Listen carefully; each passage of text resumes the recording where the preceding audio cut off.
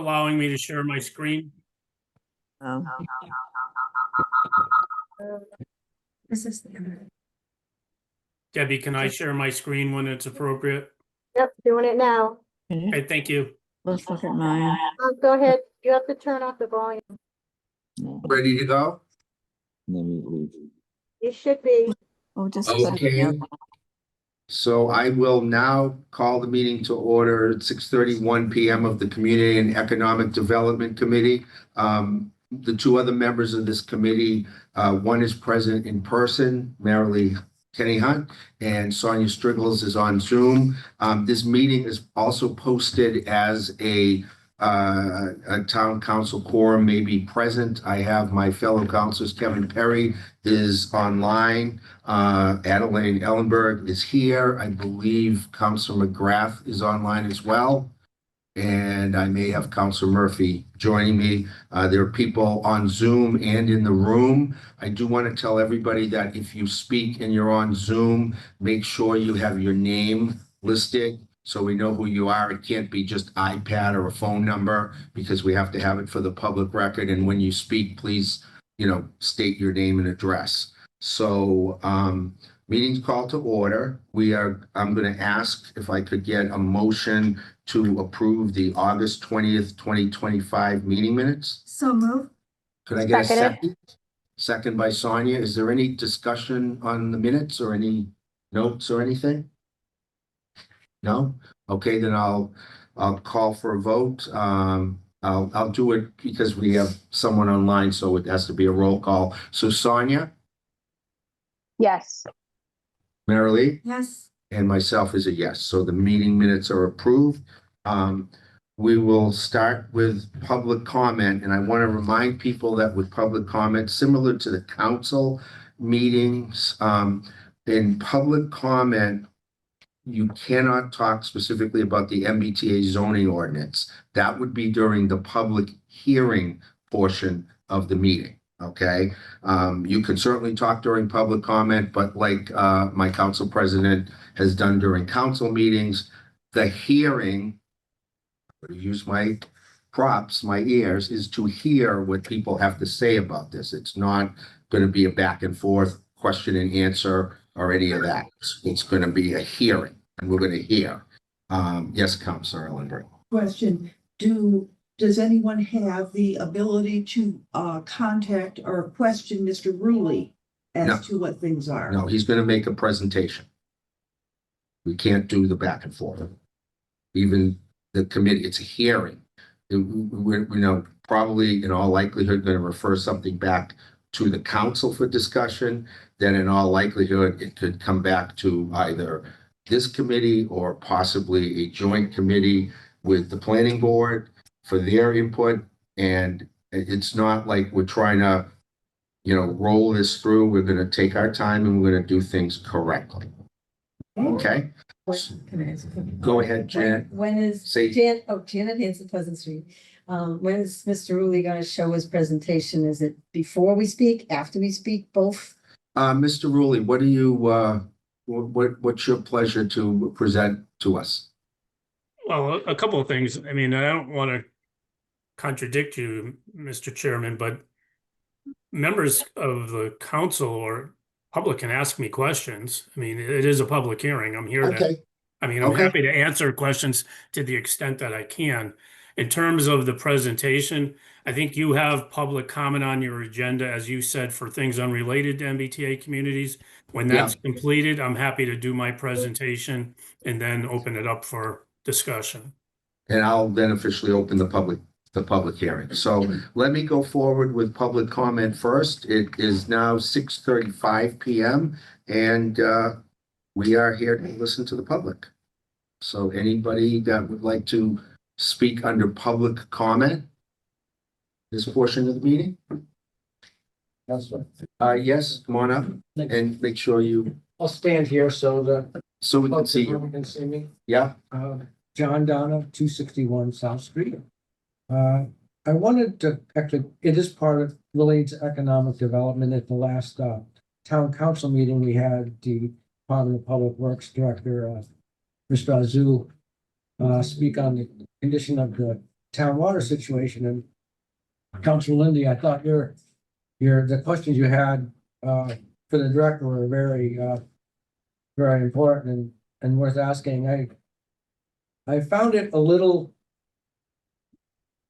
I found, as you had mentioned in the meeting, we got a much different response from the former assistant director earlier in the summer about whether there was sufficient water to support these projects. He basically came out and said, we can't support them. And that individual's actually, it sounds like he's no longer with the water department. And it seems like there's a new assistant director there, so but again, the main, my main question is, it seemed like the situation had changed quite a bit. And I was a little concerned how we went from such a dire situation to be ready to support projects. And also, Councilor Lindy, I thought it was very important that you brought up the fact that Moroccan water would not be a good alternative for Bridgewater water. I think you made some good points on that. So I hope we can, the residents will listen to that. Thank you. Thank you, John. Is there any other public comment in the room or on Zoom? And if anybody needs an agenda, there are agendas here as well. Okay, I'll use Kevin Perry's tactic, going once, going twice. Okay, so we will close public comment, and that is, I'll just note it for the record once I find my clock back. It is, what time is it? Back to 4 o'clock. It's 6:37:15. That's what I have. So, okay, we will go. I will now open the public hearing. But open and continue the public hearing from previously. The planning board did take action on this. We do have the planning board chairman here who does not represent the planning board. He represents himself if he does want to comment. And I will open the public hearing at 6:38:29 p.m. And Mr. Rulli can start with his presentation. Just give me a minute to share my screen.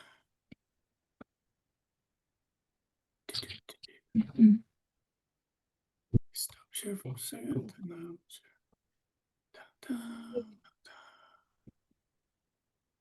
Y'all can see that?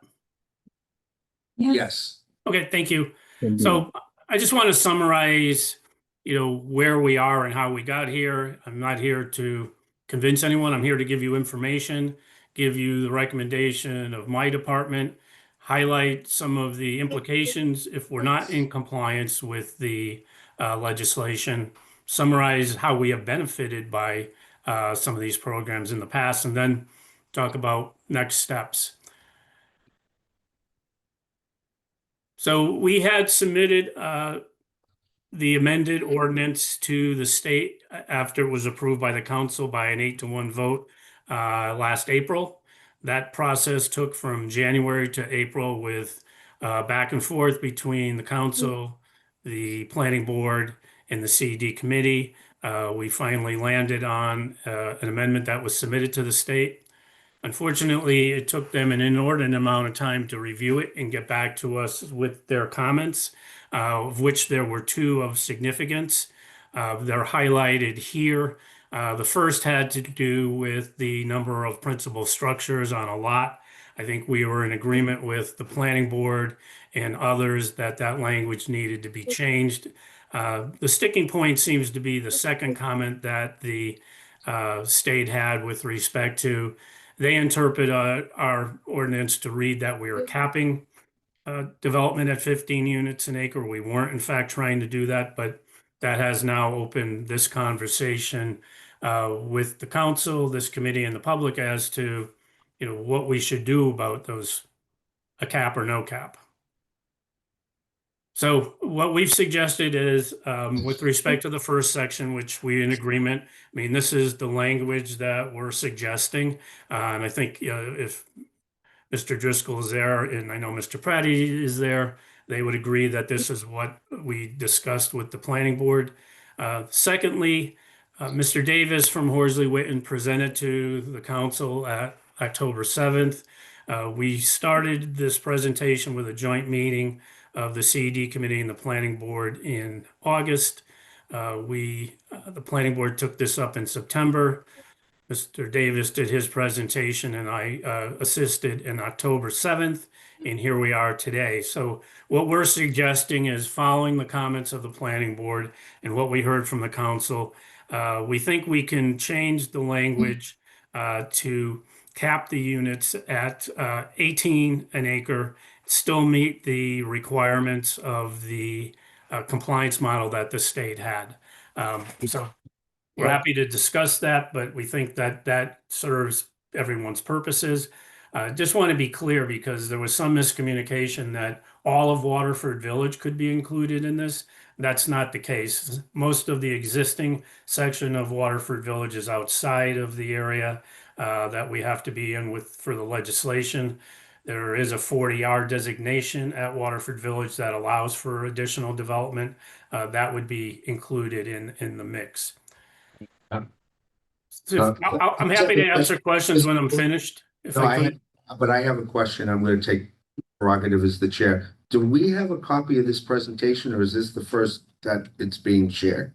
This is the first time it's being shared. I don't like to share my presentations in advance because people take them out of context. And I'm happy to post it, happy to provide it, but this is the Hard first. to study it when you get it right at the meeting, just for the record. Yeah. I agree. Go ahead, continue. So this is an example of the types of funding that are available to communities that are in compliance with the MBTA legislation. I can tell you that we were informed on Friday that we had 2 grant applications in. They are not going to get funded because, as you can imagine, with what's happening at the federal level, the competition for state funds, most of those programs are oversubscribed. So when the state went through their evaluation on projects to fund, they prioritized those communities that were in full compliance. As you know, we are not in compliance, and unfortunately, as of today, we've left about 1.4 million on the table.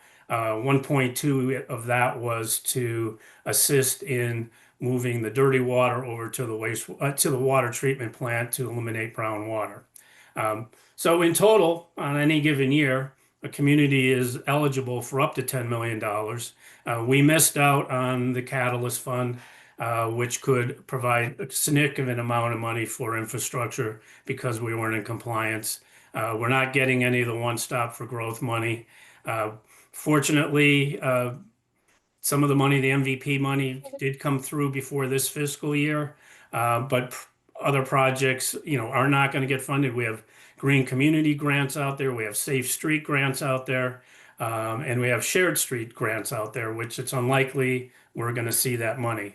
So in the past, the types of programs that we've gotten funded are all of these. This is just a summary. They total in the last 10 fiscal years probably about $18 million in money that the state had provided to the town in the form of grants. Some require a minimal amount of match, some don't require any at all. So the town clearly benefited, but now the state realizes that by forcing communities to be in compliance, that they hold the purse strings. And I'm not here to debate whether that's right or wrong. That's just the reality of where we are. So, the other thing we heard is that some members might have felt emboldened by the fact that communities were suing the state. Every community that sued the state has lost. And I just read today, Marblehead is still challenging it and was advised that they're not getting $3.3 million of funding that they were anticipating, had to give some money back.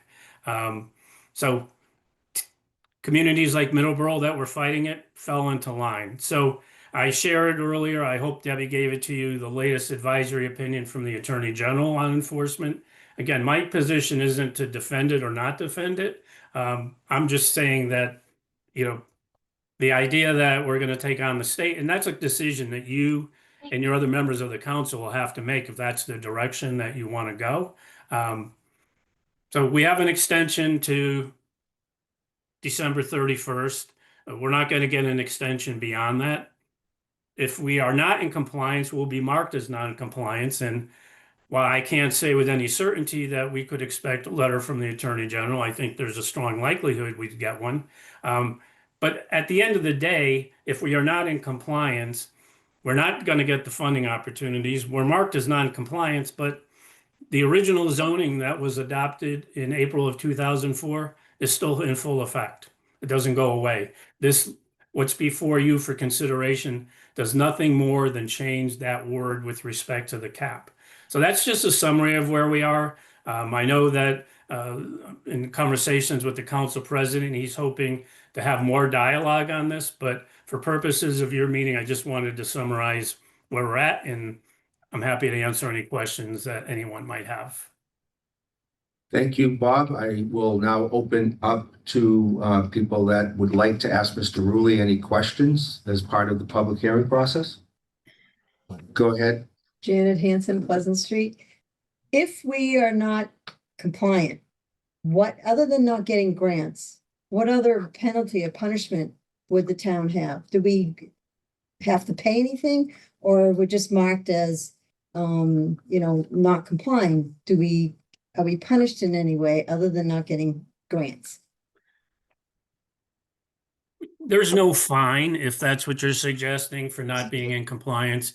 To your point, we would not be eligible for most of the funding that we've applied for and the list. There is the possibility that funds that have been appropriated could be what they call clawed back. That happened in 2 communities already. It happened in Winthrop and it happened in Milton. So I don't know that that is the direction that the Commonwealth would go, but those are the potential penalties. But there is no fine that the town is going to incur by not being in compliance.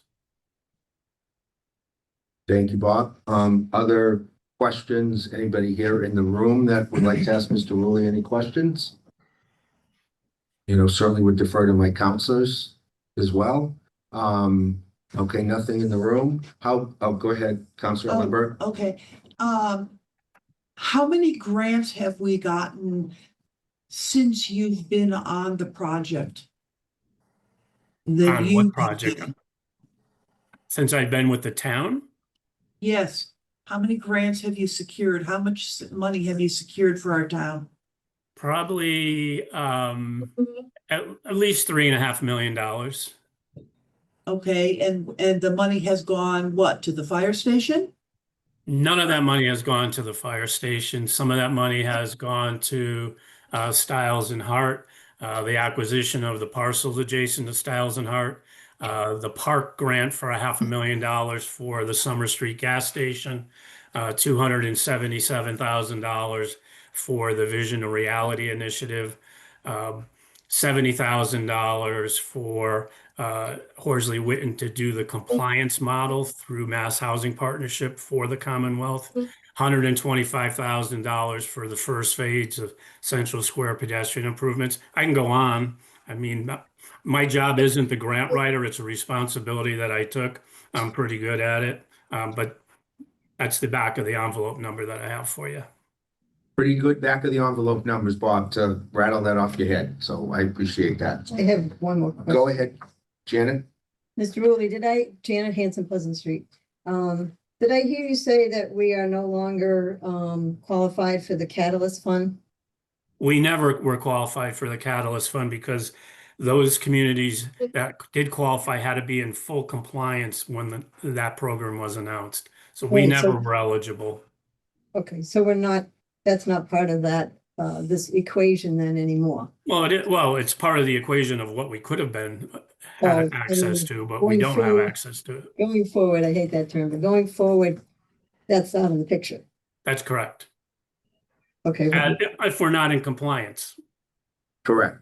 but if we go into a compliance, then it would be back? then we would be eligible potentially. I don't know how much money is left in that fund. I would expect that the governor will do an additional appropriation next year.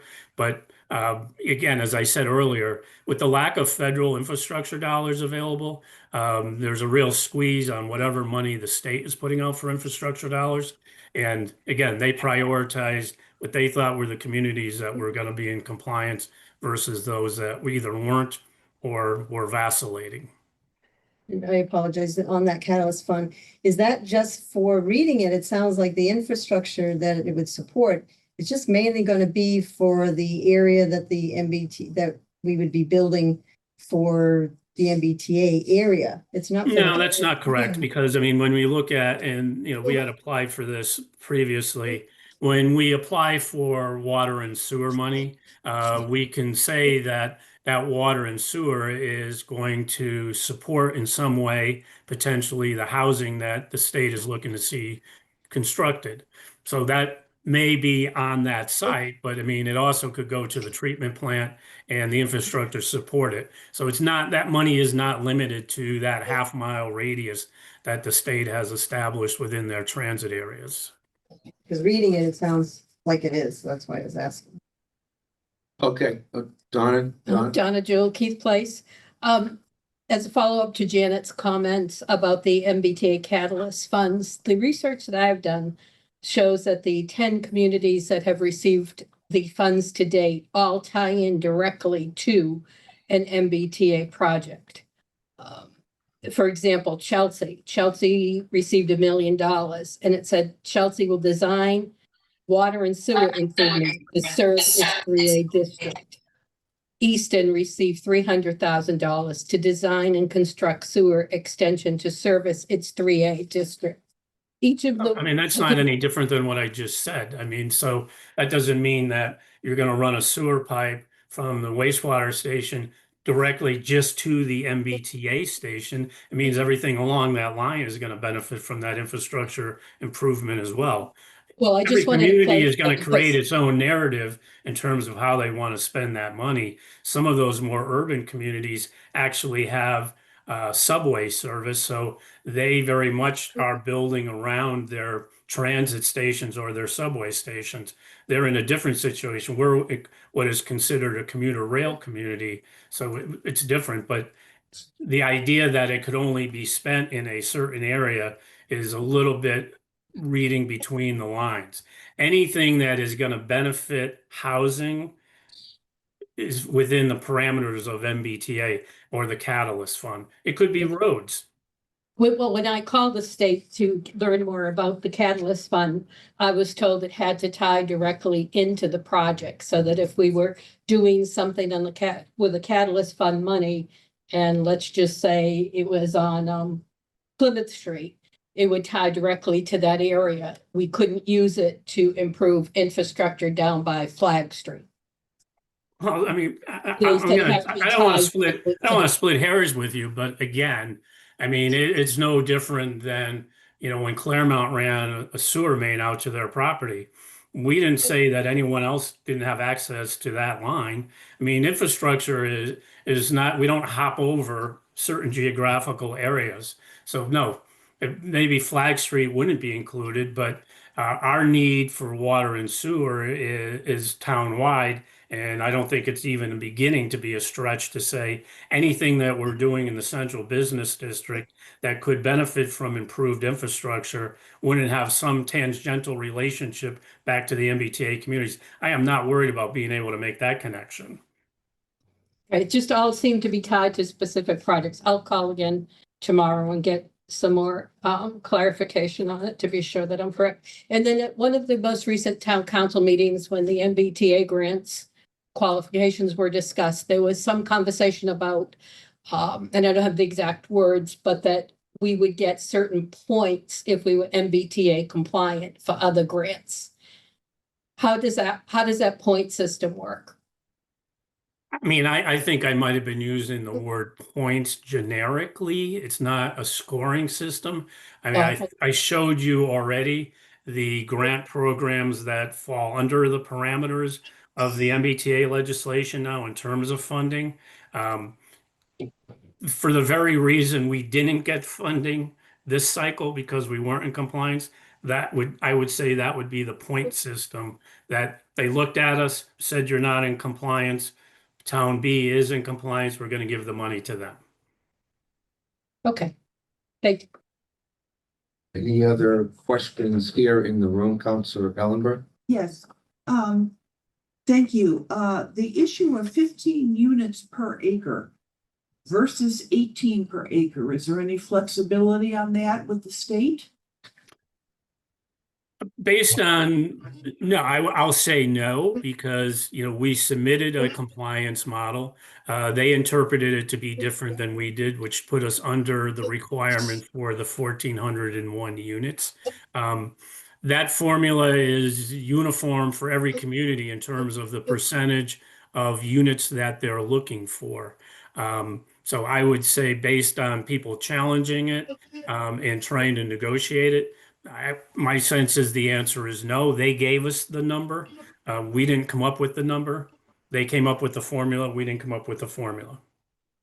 Have we applied the section of Waterford Village to the total count such that we can reduce to 15 per acre by counting the Waterford Village things? Yeah. Oh, as I mentioned earlier, we are the solution that we're suggesting includes a portion of Waterford Village, not the entirety of Waterford Village. So consequently, that does not, at 15 units an acre, it doesn't get us to where we need to. The 18 is what gets us to the minimum compliance number that the state has given us. How much of Waterford Village is in the formula? I would say it's largely the undeveloped portion of Waterford Village, which, is probably, some of that is wetlands, so it can't be developed. So total land area is probably 20 to 25% of what they have there. What could be developed is probably 20% maybe of that total. I mean, it's not insignificant because they have higher density than our previous zoning allowed, and they have some dimensional relief. So, but it's still not going to, if we included that, that does not get us to the 1401 if we count those units. How many extra units are you thinking of? I think that in order to, I mean, I think the 18 makes up a difference of about 300 plus or minus units. So you're talking 300 units, that's a whole building's worth, basically. If you had the land to build a building that large, I mean, that's, again, this has been our position in the area that we're talking about. The lots are, for the most part, a quarter an acre, a third of an acre, not much. I don't think any of them are even an acre. So just based on our existing zoning, what the dimensional requirements are, and the setback requirements, it's unlikely you're going to see something. I'm not saying it can't happen, but pretty unlikely, unless somebody did an assemblage of lots, they're going to build something with that type of density. Not saying it can't happen, but unlikely, and given what the price of real estate is right now. So, but we tried to be as conservative as we could, in order to meet the concerns that people had in terms of having an unlimited number of units. Is the Hale Street at all in the district? Because 300 units there. We don't know how many units are going to be built there. It's unlikely it's going to be 300. Given what the zoning is there, it's probably most similar in configuration and size to what the Broad Street, the former Friendly site is. I think at that location, you have about 7,000 square feet of commercial space and 77 units. There's no way the Hale Street is going to have 300 units. I don't know where that number came from, but Well, you were the one that said that we would be 300 units under with the Waterford Village. okay, that had nothing to do with Hale Street. No, I know, but. Well, no, but you brought up Hale Street and 300 units. So what I'm Yes. suggesting is that if we're trying to meet the requirements and the concerns that members of the planning board and members of the council have, this is the best we can do. We can't just extend into Waterford Village to make up that number of units. And again, I mean, just because it says 18, doesn't mean we're gonna see 18, no more than are we gonna see 15. I think it's pretty unlikely on many of these lots that you have the ability to have those kind of that density. Can't say with absolute certainty, but in my professional opinion, in my experience, it's pretty unlikely. Okay, is there something the planning board would like to question about, do you think? Not right now. no. Okay. I have a planning board letter that I'm gonna read into the record from the meeting. Oh, Mr. Driscoll. So, Mr. Levy, if I just ask, so Pat Driscoll, Stonehill Lane, just, Mr. Rulli, just for clarification. So the calculation now for both overlay districts is 18 units per acre? Right. So That would there's- be the max. because we heard different numbers, I just want to make sure we heard 41 at one meeting, then we heard that. No, I mean, again, as I said, we went back and looked at what would work, how we could pull in a portion of Waterford Village, and capping at 18 was the best we could do to make sure we were at the 1401. And that would be in both residential D and CBDR MBTA overlays? Yes, And the map would not change, just Waterford would become part of the calculation, is that correct? that's correct. So Waterford would still have to follow the overlay district of Waterford, not the MBTA zone, correct? Well, they also have, I mean, it's going to be counted, but there are 40-hour designations. So they have the ability under the 40-hour to have a little higher density. But they'll have to follow the 40-hour zoning, not the MBTA zoning. That's correct. But we'll benefit from those units. Thank you. Any more questions for the public hearing in this room? I know we have people on Zoom, and maybe Deb, you can help me out. Is there anybody that wants to participate in the public hearing that's on Zoom? Hi there. I'd add a comment if I could. Sure. Just say their name, it's not coming up. They have to say their name and their address, Marcia. Yeah, we need name and address. I I can't understand. see you actually, so Yep, Oh, sorry. Jane Garrison, 255 Walnut Street. thank you, Jane. Go ahead.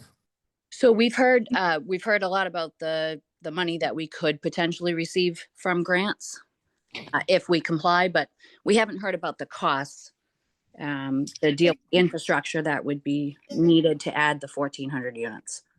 Has there been any assessment on cost? Well, I mean, I don't think that it's an absolute answer to your question. So most of the new housing that we are looking at is in an area that already is serviced by water and sewer infrastructure. The challenges that we have right now with water and sewer is our capacity issues, our ability to withdraw from the aquifer has a limit established by DEP. Our ability to discharge wastewater is regulated by DEP. So short of getting an increase in either of those, the withdrawal or the discharge, we're challenged to look for other sources, both for water and for wastewater capacity. So those conversations are ongoing at different levels, at municipal level, at the state level. Again, not money per se, but something the state can help us with in terms of meeting these needs and understanding that if they want us to do housing, they need to help us with some of this infrastructure. But to your question, we've identified several times, including at the last council meeting by the DPW director, but I've included it in my past presentations, without doing anything, just to maintain the existing infrastructure that we have to meet the compliance requirements of both the state and feds on the wastewater and water side, without an inflation adjustment, in the next 3 fiscal years, we're looking at almost $138 million in capital cost, which far exceeds what the enterprise fund for either of those programs have. So, some of that cost, is that going to benefit some of the new development? Yes, but there's also impact fees that can be associated with new development. There's economic impact benefits that come to the town in terms of additional tax revenue. These impact analysis show that if the money coming in far exceeds what police, fire, and school cost us, so there's benefits, but clearly no new development can happen on the size that we're talking about with respect to housing without a water impact analysis being submitted to DPW and their third-party engineering firm Apex to evaluate what the impacts would be on the system. So Bridgewater has some of the highest tie-in fees for infrastructure anywhere in the area. So that is an opportunity for the town to recoup some of the money that these new developments are strain they're putting on the system. It's not insignificant. It gets into the six figures when we total up what all these connection fees are. So that's an offset for some of those costs. You know, we've talked about part of the reason we've upzoned areas like Campus Plaza is that we fully expect when that's developed that we will get contributions from those developers for infrastructure in exchange for giving them that additional density that they didn't have previously. When we look at projects like the Perkins Foundry, that developer has agreed to give us affordable units, but is also giving us money for public pedestrian improvements if that's what we want to do. So long answer to your short question, but those are all things we do evaluate and look to be compensated as best we can. Okay, so if I heard you correctly, they will do a water impact analysis too. They have to do that, yep. And it's, you know, it's not just the impact in terms of use, it's what the hydraulics are of getting the water there and what kind of strain it puts. Because at the end of the day, our number one concern is fire safety and public safety and having access to adequate water pressure. Okay, thank you. Thank you. Carlton Hunt, go ahead. Mark, Go Peterson ahead. here. Mark, Go ahead, somebody else. Oh, yeah, this is Mark Peterson, Church Street. If I hear you correctly, so in April 2024, we sort of, town council kind of rushed to adopt the zoning changes. And they did that so that they could be in line for all the grants. And you just said that we didn't get any of those grants because we were not in compliance. Would it have been prudent back in April of 2024 if we had did some more due diligence and been in compliance on 12/31/2024? And I'm just wondering, did we rush things back then, and are we rushing things still? I don't think we rushed things back then. We started the process in January of 2024. And All it the didn't town get. councilors were saying this is rushed. Did you want me to Okay. answer your question or not? Yeah, let him answer the question and then you can ask. Okay, but the town councilors at the time all said it was rushed. I can't speak for the town council. Mr. Lindy, I believe, is the only council member here that was on at that time. But to answer your question, the process took from January to the end of April. So I don't know if by my definition, that's not rushed. By others, that might be rushed, so I can't answer that. To your other point of the question, funds that were received in fiscal 24 are different than funds received in fiscal 25. So we did get money in fiscal 24 because it looked like we were going to be in compliance. In fact, the state gave us money to try to get into compliance. But in fiscal 25, that's when we're not getting any money. And it doesn't look like some of the funding opportunities for fiscal 26 open up in October. And while we'll apply, the first question that is asked on all those applications, are you in compliance with the MBTA communities legislation? So whether it's rushed or not, I mean, that's not for me to say. I mean, that's for others. But it is for you to say. Well, I mean, I'm telling you that I don't think from January to February, I mean, January to April was rushed by any means. I think it's a prolonged process. And it went back several times, back and forth, got referred to the council, got referred back to the planning board, came back. So, I mean, I think there was a lot of effort and due diligence that went into that. The prerogative to move it forward is not from my department. That's the prerogative of the council. I think if people at town councilors at that meeting were still confused as to whether or not it involved affordable housing. And they were voting on it with the idea that they could change it in the future. I mean, they were still confused about it. So everyone was a bit confused in April of 2024. Just to know, it also was at the time of an election and the council switched to new counselors. So there were some of us that felt it was a very quick process, and I still think it's a very quick process, even though it's getting bogged down. So are you done, Mr. Peterson? I'd also want a copy of this, this presentation. I am confused as to why these presentations are not provided beforehand as well. Unless that doesn't, the answer was given earlier was not a good answer. Thank you. Well, that's your opinion.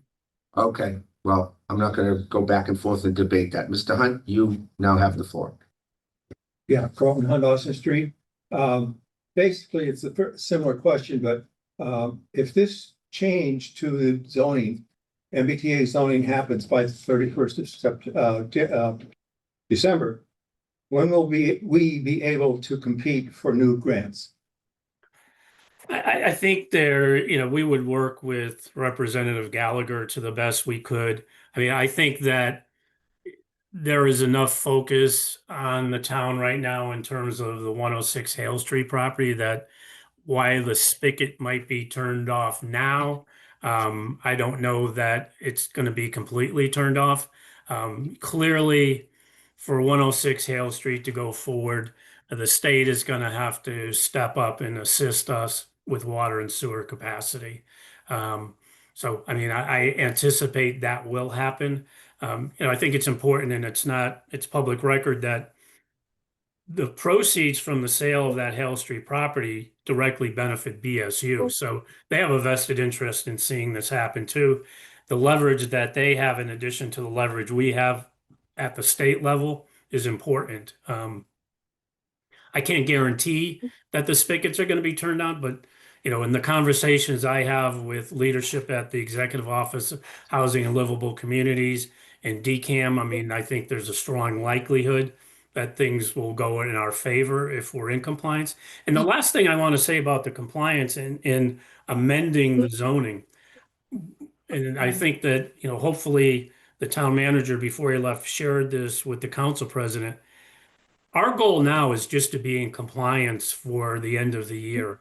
If the desire of the council or the recommendation of this committee or the planning board is to take a harder look at this next year after we're in compliance and make changes that will keep us in compliance, we're not objecting to that. And that very well might be the prudent thing to do. Right now, we're just trying to get to compliance. Mr. Hunt has a follow-up. Follow-up. You didn't answer my question. I'm sorry. I asked when we would be eligible to reapply, and can we within the next year? Well, in terms of reapply for things like the one stop, we have to wait for the next funding cycle. For things like infrastructure money that might come through mass housing or mass development, that's kind of a rolling application process on a need basis. So hard to say, what we would be ready to ask for. But so there's not a hard date. I can't give you a specific date. If you're asking for the one stop, then we would be eligible to reapply next May. Thank you. Okay, Donna Jewel. Donna Jewel, Keith Place, Bridgewater. I'd like to address this question or comment to the town councilors that are on this subcommittee. Has any analysis been done with numbers that look at the total impact on the cost to our community of adding 1,401 units? Because when I just look at the school number of 1,401 units, we've already proven through public record that every 4 apartments equals 1 student in school. So my calculation is that that'd be 350 students. And if you look at an impact of about $18,000 per student to educate by the time this happens, we're talking annually a cost to the community of $6,300,000 just for educational costs alone. Now, I know we get real estate taxes, but I think before we go too far with even determining if we want to comply, we need to do an analysis that says, what are those numbers? What are the projected real estate taxes? What are the costs? And schools are a huge part of our budget and our costs. It may, and I'm not saying it does, it may make sense to pass on grants of $1 million or 500,000 or 300,000 if it's going to cost us $6.3 million to educate students in this housing. I think that needs to be done before anybody can decide if this project or if we want to be compliant. We need to do that to be responsible to the residents. So you asked the question of, there are three counselors on this Yeah. committee and there are other counselors present. I am not aware of Can I any. help you with that, Mr. Lindy? Yeah, but I'd like to finish my thought and Sure. then I want to open it up to the other counselors too, and then Mr. Rulli. Sure. I'm aware of analysis, and if there's analysis being shared with the council president, it should be shared with the other 8 of us. I'm not saying that it is, I'm just saying Yeah. I would hope that Yeah. before even this committee makes a recommendation to the full council, that you ask for this analysis to be done. I did a quick analysis on Waterford, and we're upside down just with schools right now with what it costs for the number of students coming into our schools from Waterford versus what they pay the town in real estate taxes. And that doesn't even begin to cover all the other costs associated with Waterford Village. And I think to be responsible to our town and to our residents, we need to run some numbers in the subcommittee and in the full town council. Right. It's irresponsible not to. I'm gonna let my counselors, my other counselors that run the committee first answer this, and then I'm gonna let Mr. Rulli add some detail. Thank you. Go ahead, Counselor. I'm not aware of any assessments. Okay. such. Would you Okay. agree that there should be some? I would think so. And then I know Sonia's Counselor on there. is on Zoom if she wants to weigh in on that, on the analysis question. Yeah, I mean, there hasn't been anything that's been proposed to myself or any other members of the committee. I'm sure we would have been all given the information at the same time if there had been anything that was done. I do think that there's value in doing so, but I also do see value, long-term value to our town of being in compliance. So if by looking at the numbers, we're still able to get to that point based on the work that's been done to get the number of units down in a capped capacity. I think it's worth exploring anything that gets us to that point and gets people's comfort levels a little closer to a compliance model.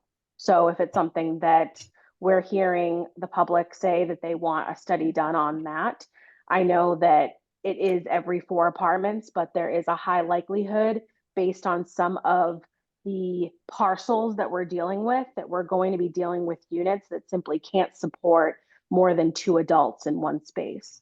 So the likelihood of these 2 to 3 bedroom units that would probably support higher numbers of children simply might not be the case based on whatever developments potentially are put in front of the planning board for approval and whatever water impact studies are done at that point. So I do see the potential of a lot of these units being, in my opinion, smaller, because you typically do see more 1 to 2 bedroom unit styles closer to commuter rail stations, just because of the working population wanting to have access to the train. So I'm more than open to looking at the numbers, but I do see the long-term capacity of it not necessarily being something where you're going to have 3 to 4 kids in an apartment.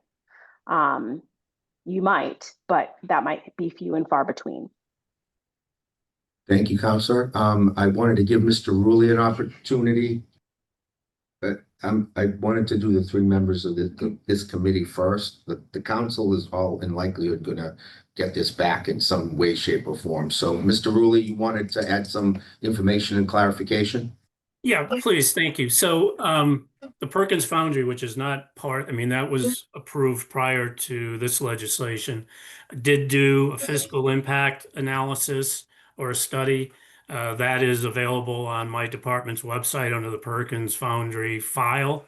As I alluded to earlier, those projects generate more than enough money to offset what their costs are. I think it's a little bit disingenuous, and I don't mean this disrespectful, that we're looking to pull school numbers from some largely 40B projects or those projects that we know have been our rental projects that have perhaps Section 8 or some type of subsidy.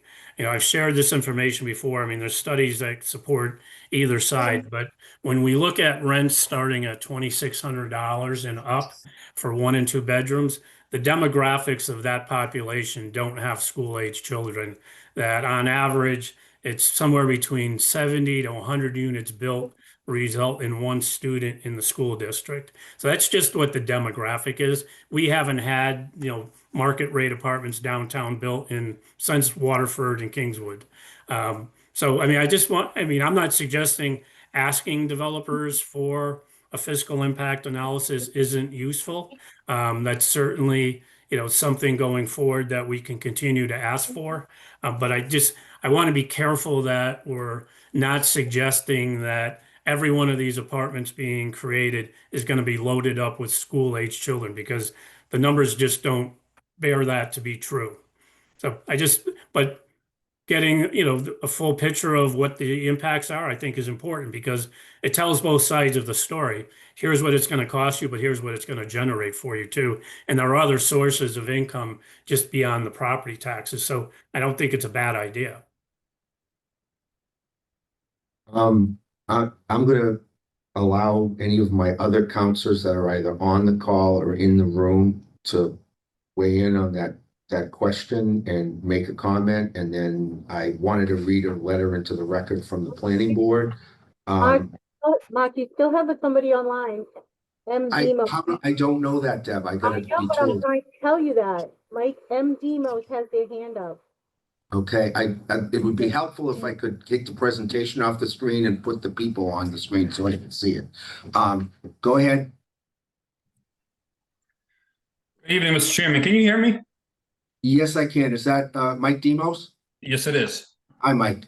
Go ahead. Hi, how are you? Yes. Yeah, M. Demos, 35 Calthrop Drive.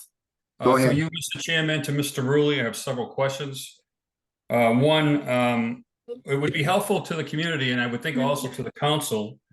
We keep hearing the loss of grant funding. That's a big threat in the room. We always hear for the past year and a half, 2 years. And do we have a list of this grant funding that could be taken or clawed back from the town? Well, we don't have a list. We don't have any indication that the state intends to claw anything back, because we're not officially not compliant yet. I shared a list earlier in the presentation of the programs that we're eligible for. I shared a list of those programs that we've benefited from the past. We don't know that they're going to claw back any of the money. It is an option that they have. Is it something that they've done? Yes. But I think it's a case-by-case situation.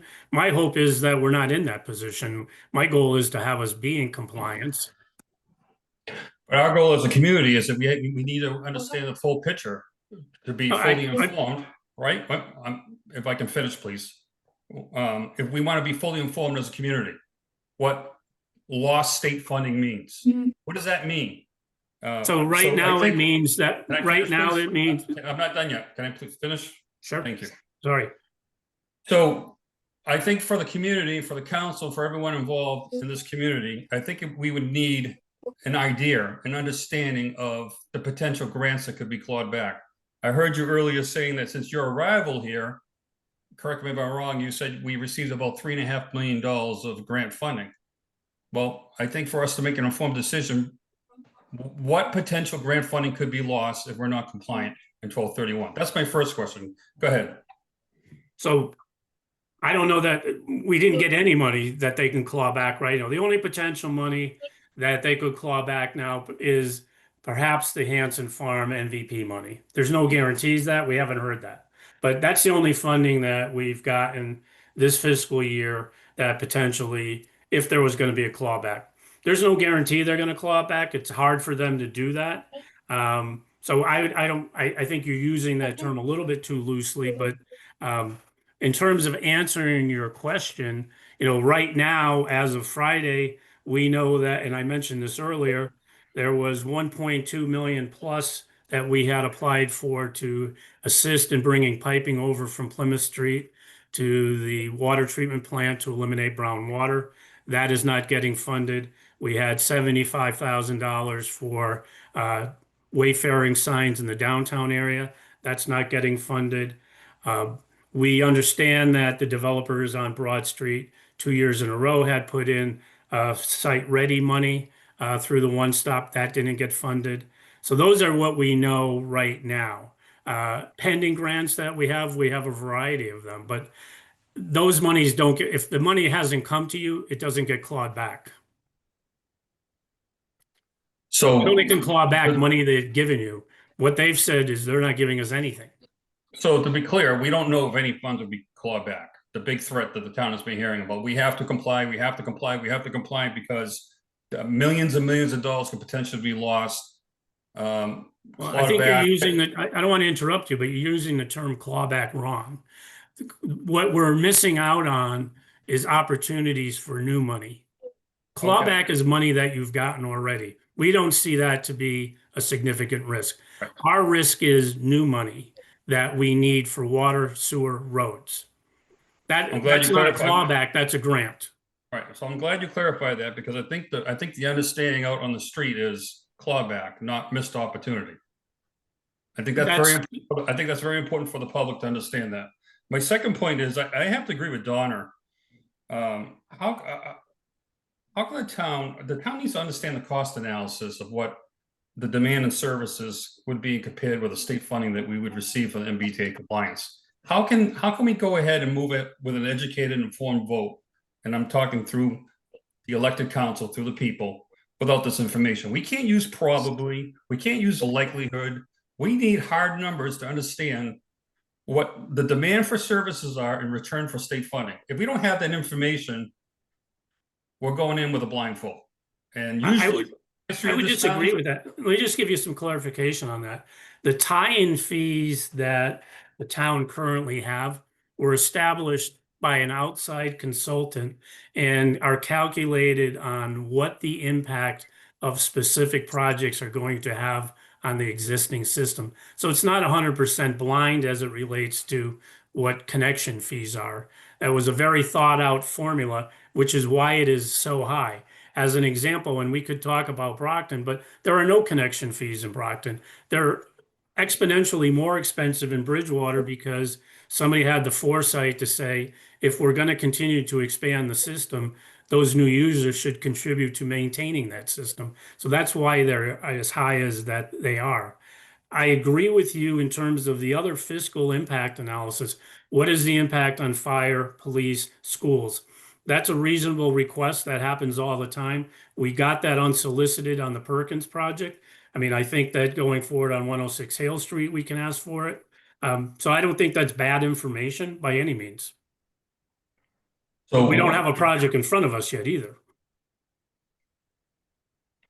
So why wouldn't a fiscal impact be done on this T communities zoning the same way you did for Perkins? Why don't we have that information available now? Why is it always down the road? It's project specific. I mean, if somebody's building 77 units versus 100 units, the impacts are going to be different. But Mr. Rowley, didn't you say in a previous council meeting that on Hale Street an RFQ was on the street? It is.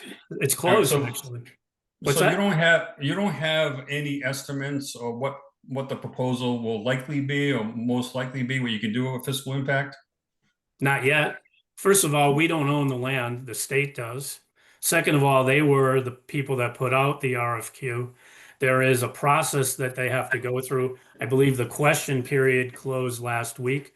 All of those proposals go back to the state. The only direction that, the state is giving prospective applicants is they have to follow our existing zoning. Once we see a proposal, then we can do that analysis, but we're not choosing the developer. We don't have any say in it. And then you also stated that the state had a lack of state funding availability for infrastructure. Did I hear that correctly? I said they have a limited amount of money. A limited. They don't have an unlimited amount. They have a limited amount, just like any community or any municipality or any state. Even the federal government doesn't have an unlimited amount of money. Okay, so you're saying that on Hale Street, water supply and would be needed for that to be developed, correct? Did I understand that? That's All right, correct. and what is the timing on that? Is funds going to be committed first before any development happens? Or is it going to be one of those things that the development's going to happen, wink, nod, state's going to give us money, and then once again, this town gets screwed as it's always done with the state and the college for the past, because I grew up in this town several decades. So what assurances can the citizens of Bridgewater know that the funds are going to be committed first before development, not development first, and then the promise of funds never coming forward. And then we have no water supply, more brown water in town. And who knows where you're going to be in a couple of years, but we're going to be holding the bag.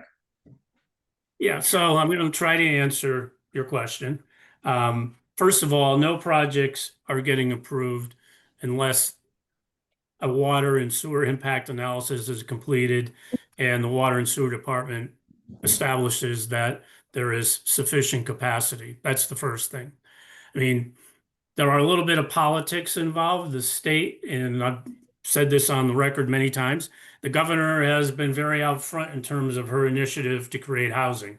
Them choosing the Hale Street parcel for development of housing is very much consistent with what their priorities are. From the very beginning, we've made it very clear through the university and directly to the state, if you want housing there, you need to help us on water and sewer. They are doing that. But we are having conversations with different branches of the Commonwealth in terms of addressing these issues.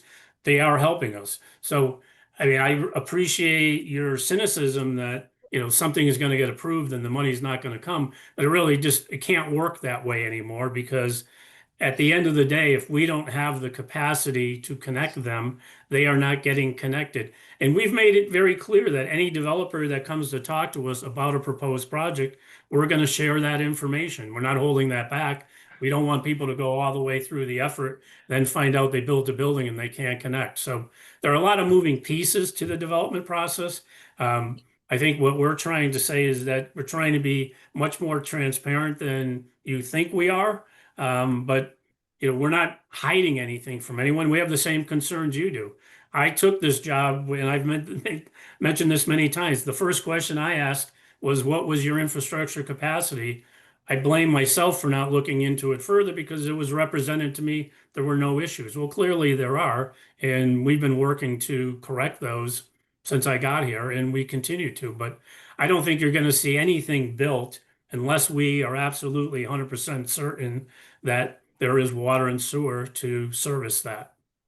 I want to steer this back to this specific hearing in this application, and I want to make sure I can get to my other counselors that want to be heard on this before I read that into the record and we close out the hearing. So I know Councilor Perry's online. I know Councilor Ellenberg is here. I think Councilor McGrath is on. I'm not sure. But if any of my counselors... Mr. Chairman, can I just have one more comment and a 2-second comment? I have to agree with Mr. Peterson. When you have a hearing, the information should be out in advance of the hearing so the public can have equal footing, full transparency. To throw a presentation in front of us at 6:30, we don't do this for a living, is inexcusable. It's not transparent, and I agree with Mr. Peterson on that. and I said it at the outset of the hearing. So, Councilor Ellenberg, you had wanted to say one more thing? I just wanted to add an anecdotal piece of information. I happen to know personally an immigrant family from Pakistan who has 5 kids with them in a 2-bedroom apartment. And they are going to the BR school system, by the way. So that's just an anecdote. Doesn't mean it's holds for everybody, but you know, 1 child per apartment, I don't think is realistic in this day of high costs of rent. Thank you. Councilor Perry, did you want to say anything? Yes, thank you. Appreciate it, Mr. Chair. So thank you, Mr. Early, for the presentation. I appreciate the information. Going back to the letter that came from the planning board, based on their review of the initial piece of legislation in front of us, and I know your presentation addressed changes in that legislation. So going back to the questions that the planning board have, through the chair, maybe to Mr. Driscoll or Mr. Pratty is there as well.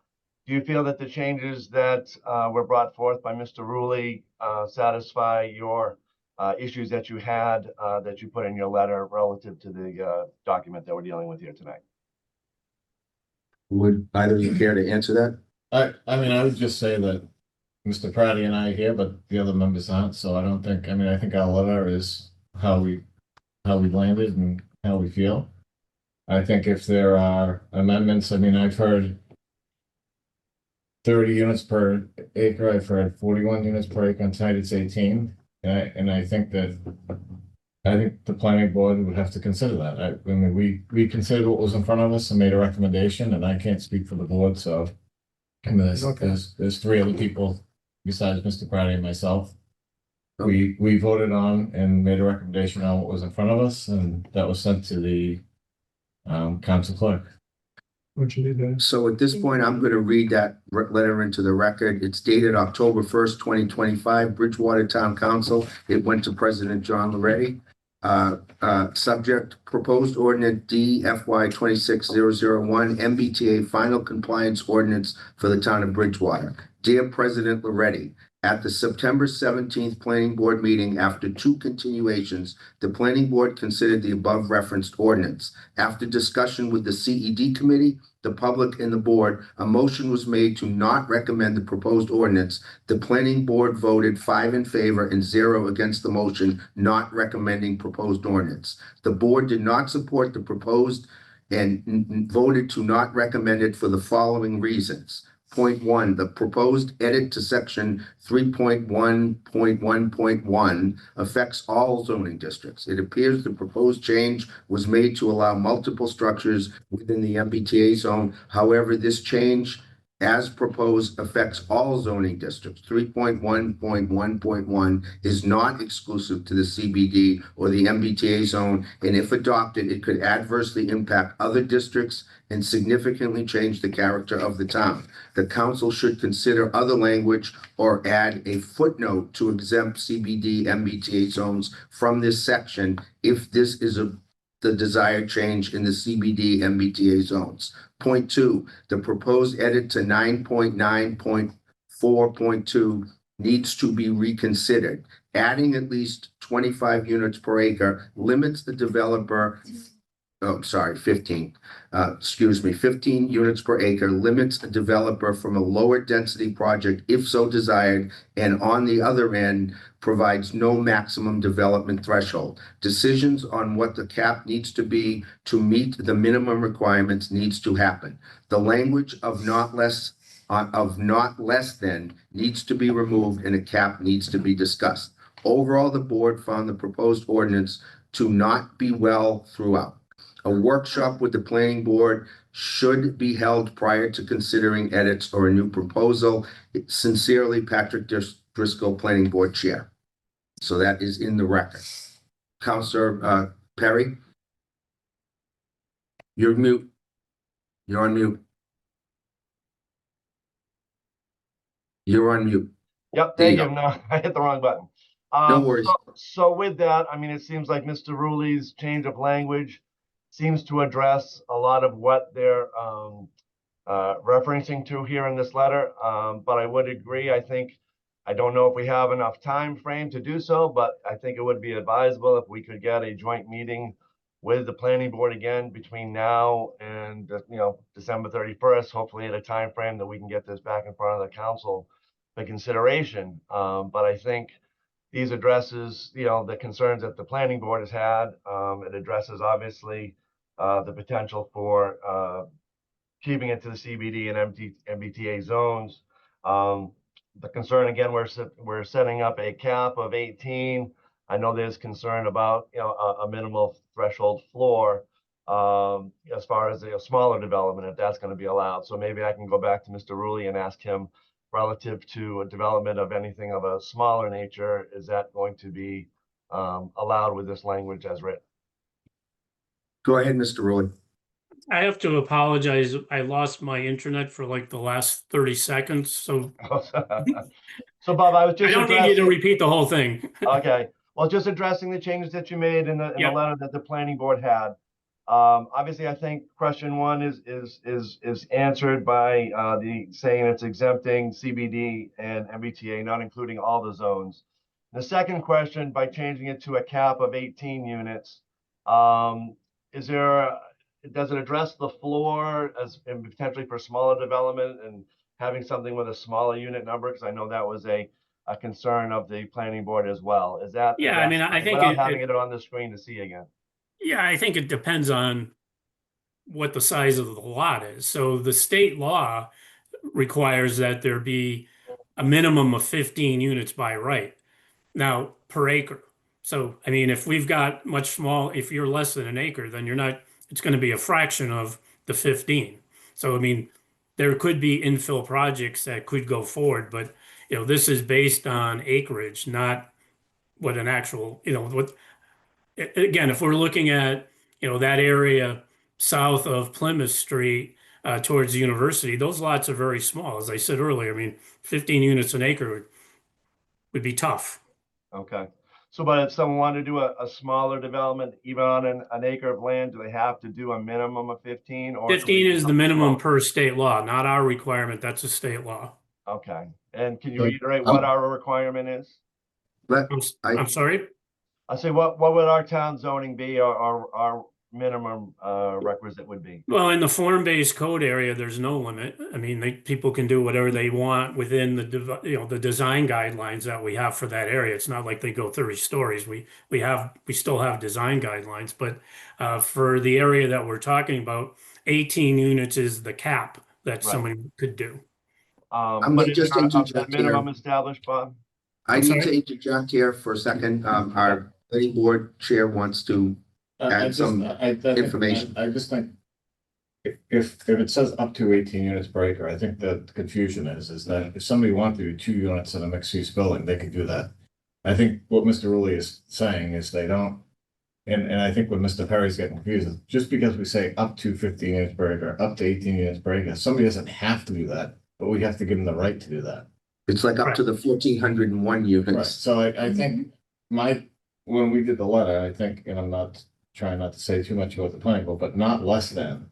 That language doesn't make any sense to me personally, so if you say somebody can build up to 18 units per acre.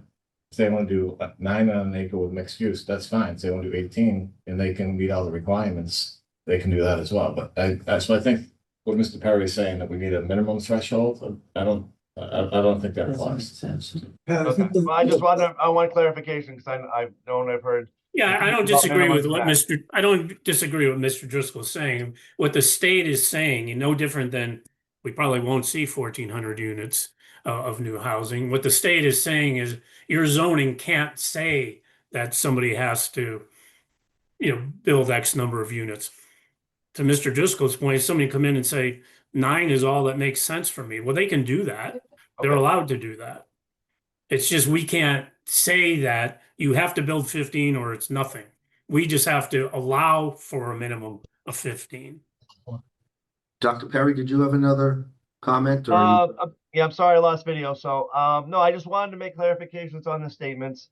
And speaking, as a council member, I think again, I would encourage the subcommittee to consider the new language that Mr. Rulli's putting forth. Look to potentially create another follow-up meeting with the planning board as a group meeting to review this updated language. So we can bring this back in front of the council and have a chance to entertain this before we get to a December 31st deadline. Speaking to what some of the public has spoken to, I hear the concerns. I mean, the analysis that you're looking for. I don't think we're going to do an analysis on 1,400 units because again, this is on paper. No one's coming in here asking to build 1,400 units. We have a certain amount of projects online. Those are what's in the pipeline. So I don't think it's necessary to do an analysis on an entire 1,400 units in the area. It should only be as the projects come forward. So in order to just be compliant, to get this language in place, to have it compliant on paper, in order for the town to get whatever grant monies are available to us, or at least be compliant to apply, I think would be doing the town a disservice if we weren't in compliance at this point in time. So that's the comments I have. Thanks, Mr. Chair. Thank you, Dr. Perry. And I just want to ask one more time. I know I have other counselors that are on Zoom. I didn't know if they wanted to weigh in before we went to the next step. I think we lost Mary, so Okay, you're all set. we're all set. Okay, so one more comment and then probably gonna All right. close the public. I just hearing. have a quick question. I know he's gonna. Go ahead, Carlton. Yeah, I wasn't sure if you were actually taking comments from the public. Yeah, we're gonna be able to sum up. So this. I would like to say, I really would like the town, Is somebody talking up there? I would really like the town to be in compliance. Some of the projects that were mentioned by Mr. Rulli frighten me. For example, loss of Stiles and Hart grant funds. 2, we heard many words with no documentation provided by the CED. Only 18.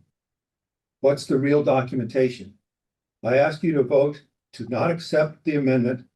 The town council has until not accept the amendment, and the town council has full information on analysis and options performed by the CED committee to include the what do they call it? The compliance modeling information.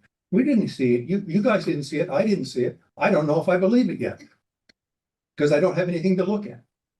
So it needs to be in writing to the town council, that documentation. Thank you. Okay, Mr. Chairman, can I have one last comment? go ahead. Please identify yourself, name and Sure. address. Sure. It's Nick Palmieri and 36 Dartmouth Road. One of the things I haven't heard about at all this evening is that one little bug. It's called traffic. I haven't heard any comments on traffic studies we've got right now 225 approximate units being built. You looking at Perkins and Broad Street in the downtown area. We don't know what they're going to do on Hale Street. It sounds like we'll be hearing soon, hopefully, adding even more. And I think that 1,400 is an absolutely insane thought process. That's the state talking.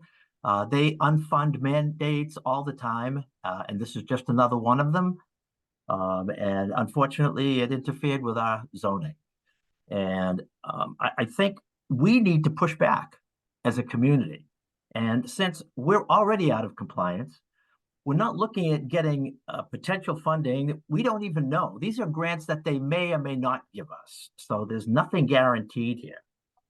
And since we are, we're talking, what did I think Bob say, $138 million relative to infrastructure with water and sewer already. We don't really know what the impact is going to be from any of these things, including traffic, with what we have. Maybe it might not be a bad idea for the town of Bridgewater to do something rather different, instead of just making decisions without knowing what the ramifications of these things are going to be. So we keep moving forward with all of these plans because the state told us this is what it's going to be. Well, the money that the state uses is ours too already. So it's kind of interesting how they tell us that you're not going to get some of your money back. What is the old story? It's not their money, so they can use it any way they want, or so they believe. Bottom line here is, I think Mr. Hunt kind of put it forward as well. I think we need to get a lot more information before we go forward. And you know what? Just like testing a drug to find out what the side effects are going to be, maybe we ought to do the same thing relative to construction in the town of Bridgewater on a residential level. Same thing here. Maybe it's time we do that. Maybe it's called intelligent growth as opposed to just putting it together here. And that's my opinion. I mean, I've got a property downtown. I've seen what the traffic looks like. I've had it for some time. I've lived in this town for the past 40 years. It's crazy. And I think we need to step back a little bit. Thank you. Thank you, Mr. Palmieri. I did lose all pictures on the screen in here. I'm not quite sure why. I can still hear, but I can't see. I know that Janet Hanson wanted to make another comment, and did you as well, Donna? I didn't know if we were able to just make comment, not ask, a question of how I feel. I did get some Janet Hanson Pleasant Street. I did get some answers to, some of my stuff that I had written down. So about the Catalyst Fund, I still feel like it's just going to be related to the area that the MBTA complying of 1401 units. It's not gonna benefit the whole town. As people think, oh, infrastructure, oh, good, everybody's gonna get, you know, piping and stuff. And it does sound like the east side of Bridgewater is more affected than the west side, but I wanted to know, you know, what, if anybody could tell me, what is actually the advantage to our town in the long run, not just short term, long run for grants, you know, they're talking about grants we may or may not get. But what's the advantage to our town in the long run to allow this MBTA zoning that the governor is forcing upon communities that have trains, stations? We're not cookie cutter towns, and the governor puts this thing out and it acts like every town can do it, but every town's already laid out. It's not bare land that you can comply. So, and you know, fight City Hall, it's gonna be hard.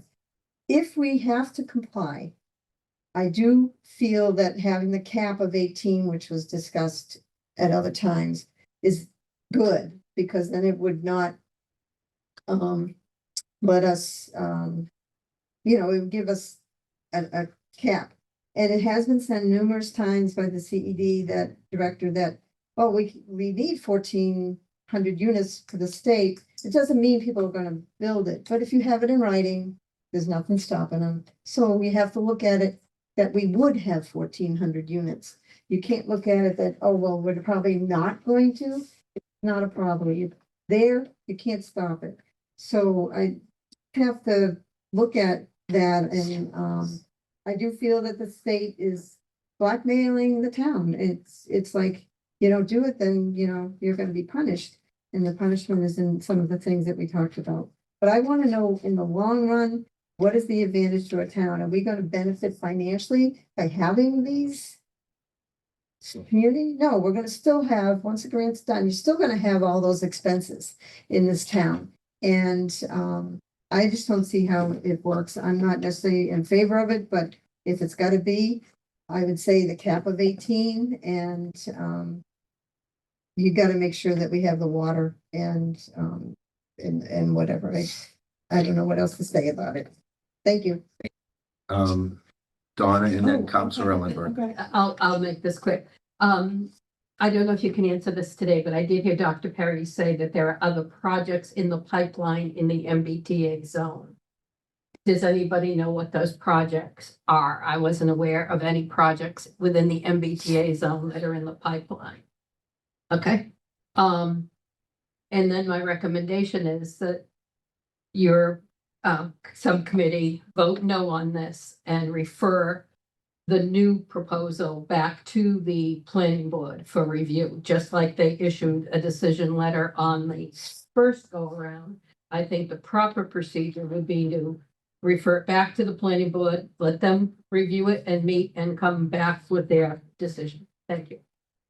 Go ahead, Councilor Ellenberg. Thank you. I agree with everything that Ms. Jewell said. And I just wanted to know if we should even go a step further and put this to a ballot question to the people. Do we want this to go to a ballot question? So that is something I think that we need to wrestle with.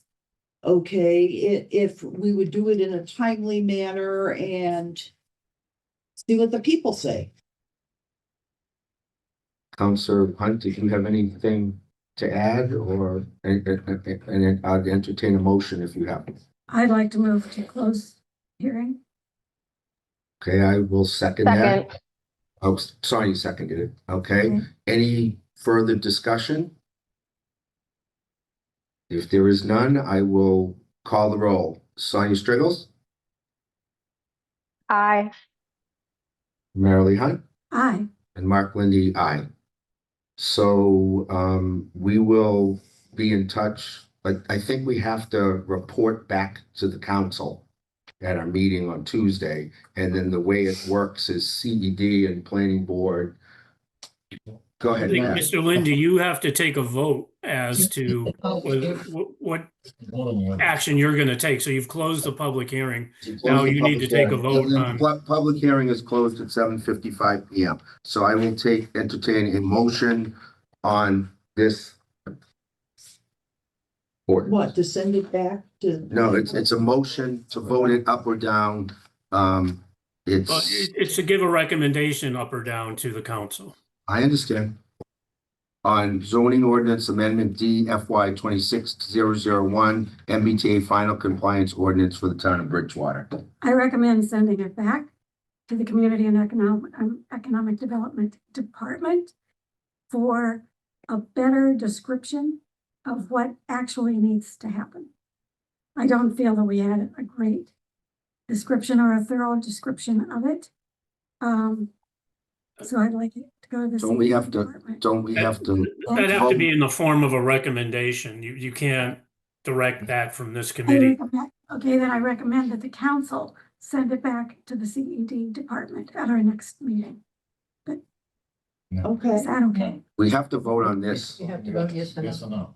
We have to vote on this first. Oh, okay, vote on that one first. I need a motion on zoning Counselor ordinance. Lindy, Yes, I would recommend that you read verbatim exactly what's being voted on, so everyone that's online knows what is being asked of us to yay or nay.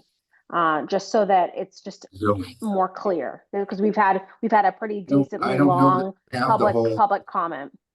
I don't know that I have the whole motion. I believe that all I have is Zoning ordinance, is it this? it's zoning ordinance amendment DFY 26001 MBTA final compliance ordinance for the town of Bridgewater. I don't believe I have that in front of me. Go ahead, Councilor Perry.